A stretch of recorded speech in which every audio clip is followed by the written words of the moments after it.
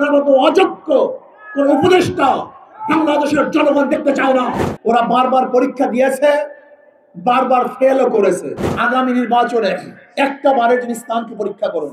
আজকে নরসিংদীতে যে সমস্ত চাঁদাবাজরা পুলিশকে আহত করেছে, আমি স্বরাষ্ট্র উপদেষ্টাকে বলবো, যদি এক সপ্তাহের মধ্যে আপনি সমস্ত চাঁদাবাজদেরকে অ্যারেস্ট করতে না পারেন, আপনি যদি বিচারের আওতায় না আনতে পারেন, তাহলে আপনার উচিত হবে স্বইচ্ছায় আপনার ক্ষমতা ছেড়ে দেওয়া। আপনার মতো অযোগ্য কোন উপদেষ্টা বাংলাদেশের জনগণ দেখতে চায় না। বাংলাদেশের চাঁদাবাজি আমরা চাই না, মাস্তানি চাই না, গুন্ডামি চাই না, লুচ্চামি চাই না, দখলদার চাই না।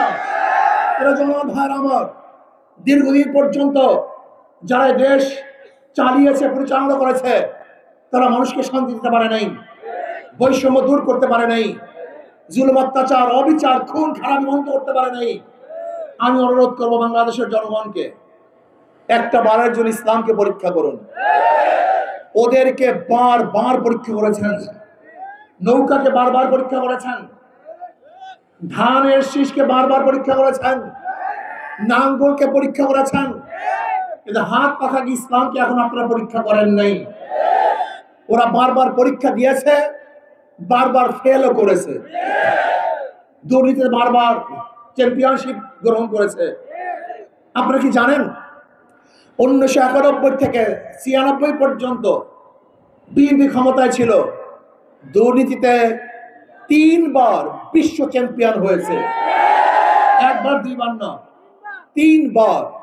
এই দুর্নীতিবাজ গণখুনিদেরকে, লুটারা বদমাশদেরকে আর আমরা বাংলাদেশের রাজনীতি দেখতে চাই না।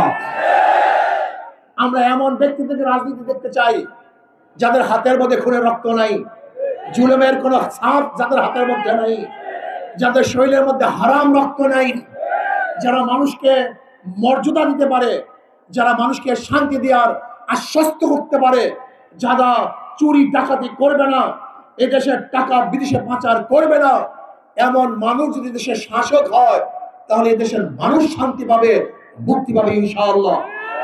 কাজে আমি অনুরোধ করবো, হাত জোড়ে অনুরোধ করবো, আগামী নির্বাচনে একটা বারের জন্য ইসলামকে পরীক্ষা করুন।